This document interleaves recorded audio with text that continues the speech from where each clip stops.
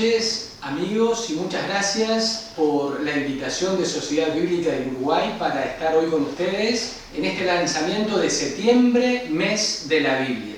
Agradezco especialmente al director de Sociedad Bíblica, Samuel Duarte, la invitación a estar hoy con ustedes a través de esta forma virtual. En el día de hoy, 23 de septiembre, además de este lanzamiento o en el marco de este lanzamiento, queremos recordar la figura de José Gervasio Artigas, de nuestro gran prócer nacional, en un nuevo aniversario de su fallecimiento. Para nosotros, para todos los uruguayos, Artigas está insertado en el corazón, en la cabeza, en la vida de cada oriental. Es por eso que a mí me gusta siempre recordar una faceta de Artigas, de la cual poco se conoce y poco difundida está aún, y es la faceta religiosa de nuestro prócer. Para eso hace años yo escribí dos libros, uno más de carácter académico, el Artigas Católico, que ya está agotado, y otro que es más de divulgación, que se llama Los valores de José Artigas para iluminar el Bicentenario.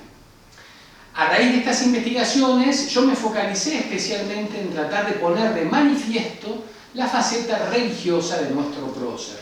Y algunos detalles quisiera compartir en este breve rato con ustedes. En primer lugar, todos sabemos que el ambiente cultural en el que nació Artigas, en el año 1764, era un ambiente cultural católico. No había otras religiones en aquel momento. Por otro lado, la familia en la cual nació José Artigas era una familia no solamente católica, hoy diríamos practicante, sino profundamente vinculada con la Iglesia a través de la espiritualidad de San Francisco de Asís. Varios de los familiares directos de Artigas eran integrantes a través de una firma institucional de la Venerable Orden Tercera Franciscana. Ustedes recordarán que San Francisco de Asís tiene como sello, digamos, el tema de la pobreza, la dedicación a los más pobres, a los más excluidos, a los más discriminados. Y esta característica, justamente este amor hacia los más pobres, va a caracterizar la vida de Artigas en su infancia, también durante toda su vida, incluso hasta el final de su vida en el Paraguay. Esto lo va a diferenciar, a distinguir del resto de los próceres de América del Sur. Esta preocupación por el más pobre, por el más necesitado, por el más excluido. Justamente la fe cristiana de Artigas se pone de relieve fuertemente a lo largo, no solamente de su educación con los curas franciscanos en el convento San Bernardino de Montevideo, pero a lo largo de su vida, más allá del aspecto sacramental que él recibió también como todo cristiano católico de su época, hay algunos elementos muy significativos. Por ejemplo, todos recordamos el reglamento de tierra del año 1815, que los más infelices sean los más privilegiados. Este reglamento de tierras tiene una neta inspiración cristiana, evangélica y franciscana. Sin duda, los elementos más significativos y contundentes que demuestran la fe cristiana de Artigas se encuentran en la última etapa de Artigas en el Paraguay. Durante los 30 últimos años de su vida, Artigas vivió en el Paraguay. Y allí encontramos testimonios realmente sorprendentes y poco conocidos también de la solidaridad y de la preocupación de Artigas hacia los más pobres, inspirado en su fe cristiana. Es interesantísimo que apenas 4 meses después de llegado a Curuguatí, ya existen testimonios escritos que Artigas se lo denomina, se lo llama el padre de los pobres o el padre de los indios. Testimonios realmente conmovedores de cómo Artigas ya en esos pocos meses en Curuguatí daba medicación a los enfermos, los acompañaba en su lecho en el momento de la muerte, les daba y les distribuía lo que él cosechaba y los dineros que él recibía del dictador Francia se los pasaba a los más necesitados.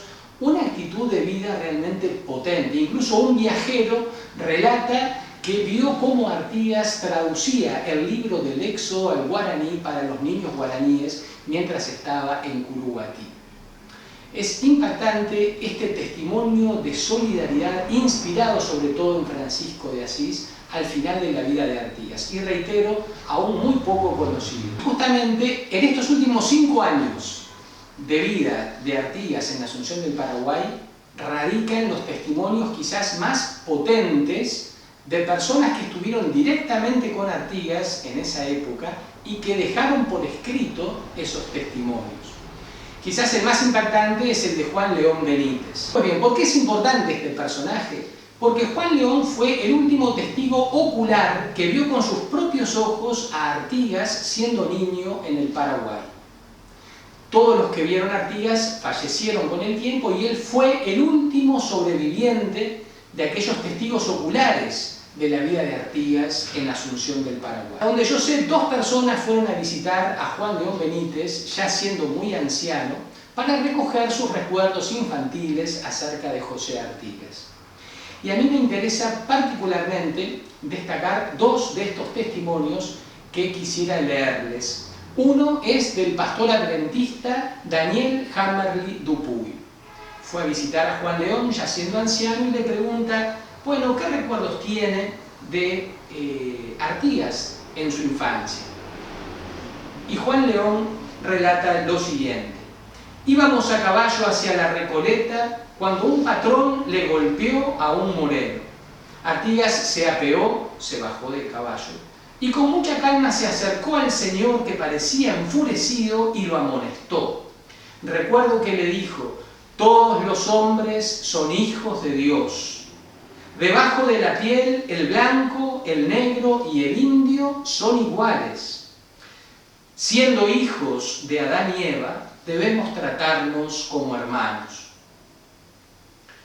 Y continúa Juan León: tampoco podré olvidar cómo, cuando ya nos habíamos alejado en silencio, Artigas me dijo: hay hombres blancos que tienen el alma negra y negros que tienen el alma blanca.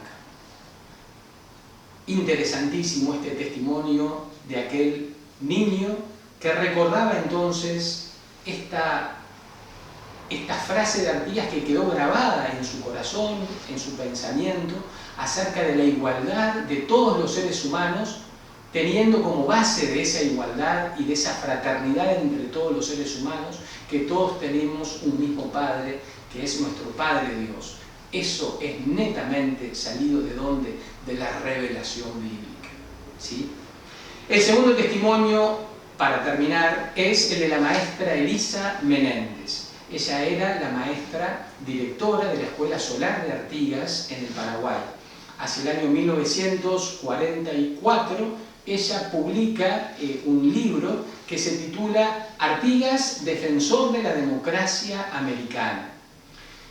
Ese libro consiguió un premio de parte del gobierno de aquella época por su gran investigación y en algún momento, después de que ya estaba el premio otorgado, ella tiene contacto, se le informa de que existía un anciano que había conocido a Artigas en su infancia. Ella lo va a visitar y le hace una larga entrevista que va a ser publicada en el anexo como un suplemento de aquel libro que les acabo de mencionar.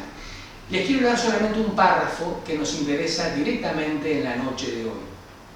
Dice la maestra Elisa Menéndez lo siguiente: Don León conversa con animación, como contagiado de nuestro interés, y a menudo salpica su relato con esta expresión que surge espontáneamente de la profundidad de su memoria, como hablando consigo mismo. El general José Gervasio, qué bueno era, cómo me quería. Era un buen cristiano. Siempre decía: Dios es muy grande, pero mantiene a muchos pícaros. De tarde reunía a todos los chicos del barrio y nos enseñaba la doctrina cristiana. Recuerdo que nos repetía: hay que hacer la caridad sin mirar a quién se hace. Juan León Benítez, siendo niños, recibió la doctrina cristiana que le enseñaba José Artigas, el gran prócer uruguayo. Y para enseñar la doctrina cristiana, Artigas tiene que haber estado en contacto con la palabra de Dios, con la Biblia. y seguramente él también en Ibiray, en Asunción, traducía la Biblia del castellano al guaraní para aquellos indígenas. Recuerden ustedes que Artigas dominaba el guaraní desde su juventud. Entonces él también era un gran traductor de la Biblia, especialmente para los niños de aquella época, como tenemos el testimonio de Juan León Benítez, que así lo relata. En este contexto, amigos, entonces, en este lanzamiento de septiembre, mes de la Biblia, por parte de Sociedad Bíblica del Uruguay, y en este marco también del lanzamiento del libro completo de Jonás en lengua de señas uruguaya, recordamos también la figura de nuestro prócer, José Artigas, como traductor de la Biblia, del castellano al guaraní, a aquellos niños paraguayos, como nos deja el testimonio de Juan León Benítez, el nieto del presidente paraguayo Carlos Antonio López. Muchísimas gracias por su atención y muy buenas noches.